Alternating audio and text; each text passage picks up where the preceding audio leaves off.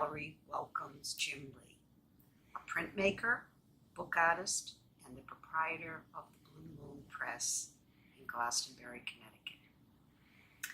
Jim's lush landscapes of Western Ireland, the Connecticut River Valley, and Nova Scotia are captured in vibrantly colored woodcut prints. He's also interested in the people who inhabit these locations, whose history and culture he weaves into his work. Jim, let's begin with the question of you as a multi-talented artist working in watercolor, pastels, and relief printing, as well as letterpress. With all of these skills, I think you call yourself first a woodcut artist. Is this accurate? I really think of myself as a draftsman first, because everything I do is based on drawing.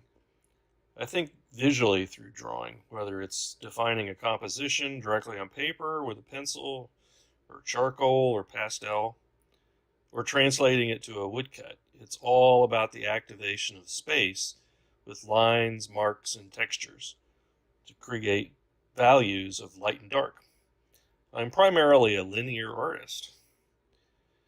I'm always concerned with building up marks and shapes that develop the compositional space wall to wall, with all areas of the space being equally important. This extends to the design of a letterpress page. Type acts as texture and tonality in the same way as other kinds of marks. And I try to use the intersection of type and image as a continuation of the act of drawing. After you complete a series of prints, you often print a book to commemorate the project. Although an independent work, the book contains similar imagery to prints in the series.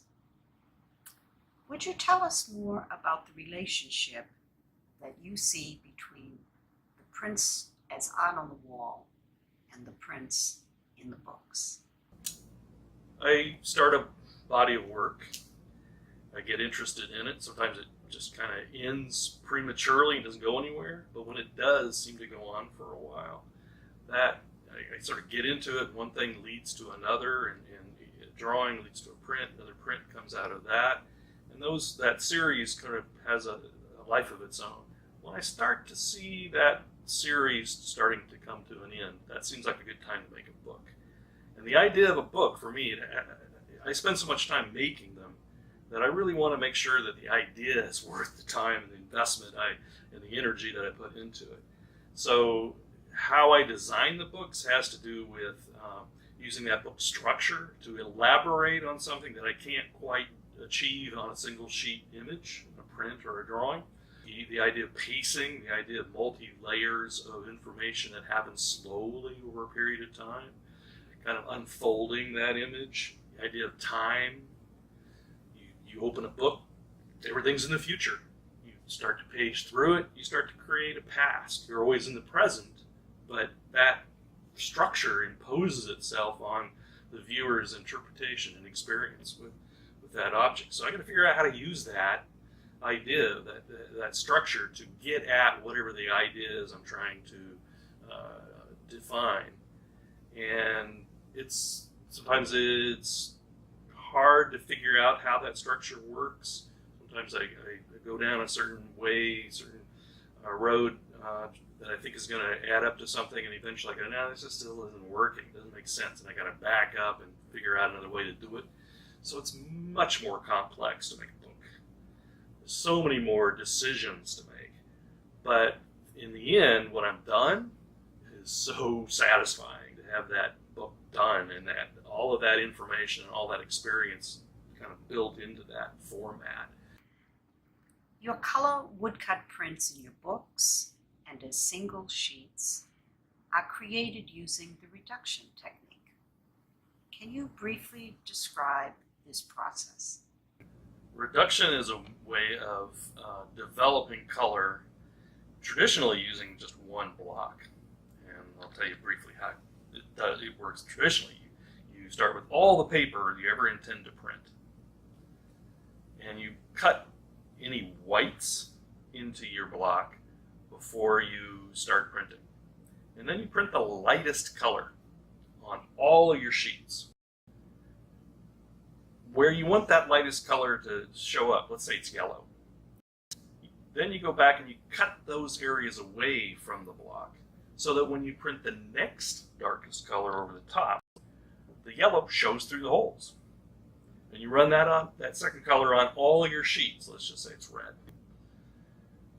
The red and the yellow sit on top of each other, but because if you use kind of transparent colors, they start to merge. You get some oranges, you get some different kinds of reds because the yellow's down underneath there. Where you want that red to show up, then you cut that away and you run the next darkest color over all the rest of your sheets. Let's say it's blue. So it's going to create some purples, but it's totally different. The blue's going to be totally different than it would have been otherwise. And it's this successive cutting and printing that makes a reduction work the way it does. You've always worked from light to dark, and when you're all done, there's very little left on the block. Most of it's in the trash at that point. You just have some skinny little dark lines that maybe are the darkest, punchiest things that are in the image, and that's what gets printed at the very end over the top of all the other layers. But there's no way to go back. You can't proof it up ahead of time, test it all out, figure out how it's going to work, and then just kind of crank it off. It's always forwards. It's always about what's the next layer going to do when it's printed over the top of the previous layer. And you got all this time invested in making that edition already with all those sheets of paper. So you kind of have to just keep going forwards until you're really satisfied. And that's a lot of what I like about it. I kind of like the risk of starting this thing and not knowing exactly how it's going to look when I'm done. It's kind of like walking on a high wire and hoping you get to the other side. I also use a lot of stencils, which helps localize colors in certain areas. Instead of having to roll the entire block up with each color, I can get more color out of each run by localizing color, so I can expand the palette of color that I'm working with, and it doesn't look quite so flat and chunky that way.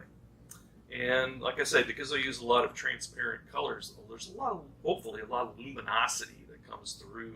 The light goes through these transparent colors, bounces back off the white of the paper to your eye, and it's a little bit more like watercolor. It's, like I say, it's a little risky, and it's especially risky in a book format where you might have other things printed on the back sides of a sheet that you're working on. But again, I know the risks involved, and it's part of the process for me. It's part of the experience to go that route. Your landscape series of Nova Scotia focuses on the native Indian tribe called Micmac. What inspired you to choose these people as a subject for your art? I got interested in Nova Scotia mostly because of the music. I love Cape Breton music, fiddle music. So I had wanted to go to Nova Scotia for a long time, and things kind of worked out so that I could.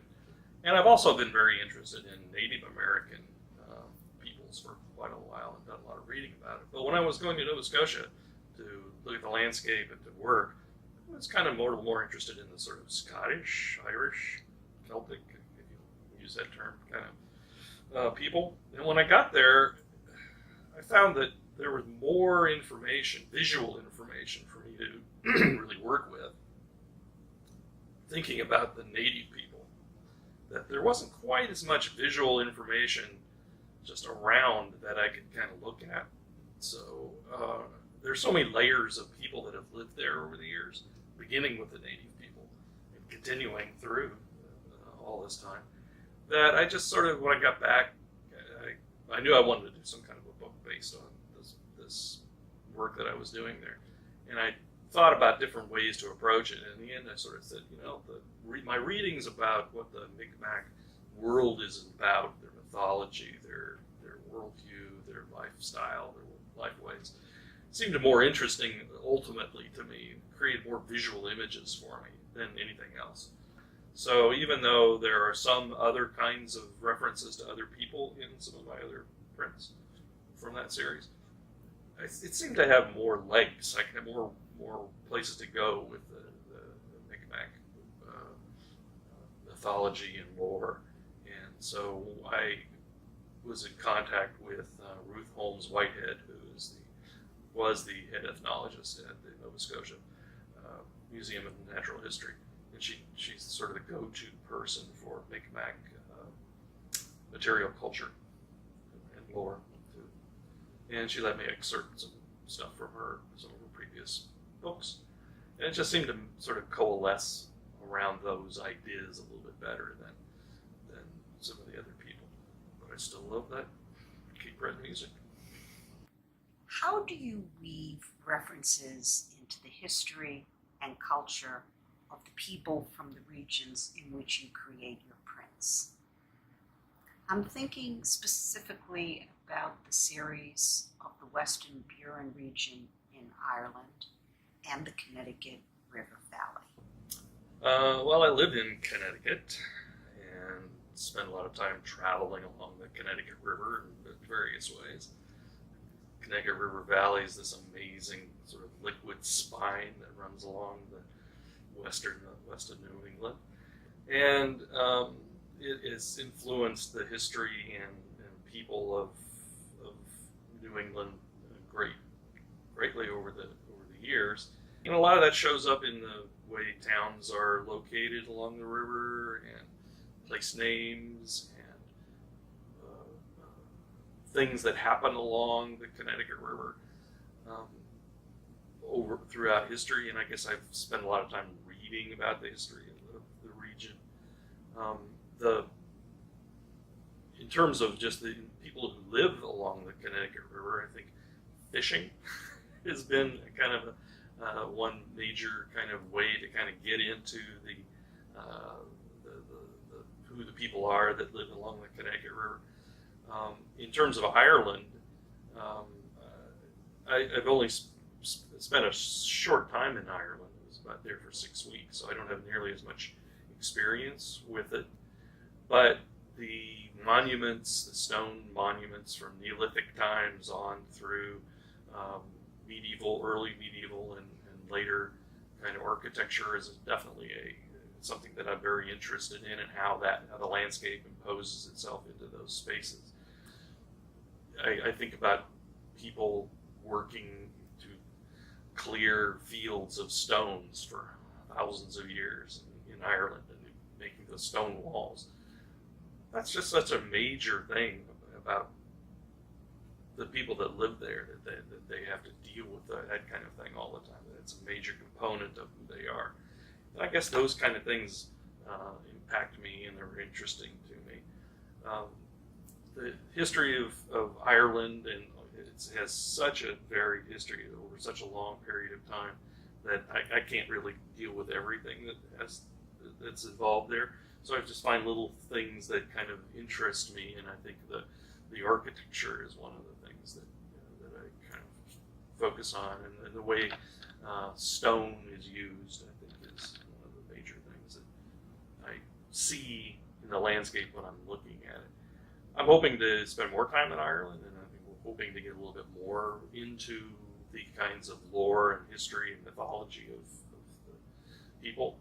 Right now it's a little bit more about how things look, and trying to find ways to draw out those ideas in the landscape and how I put things together.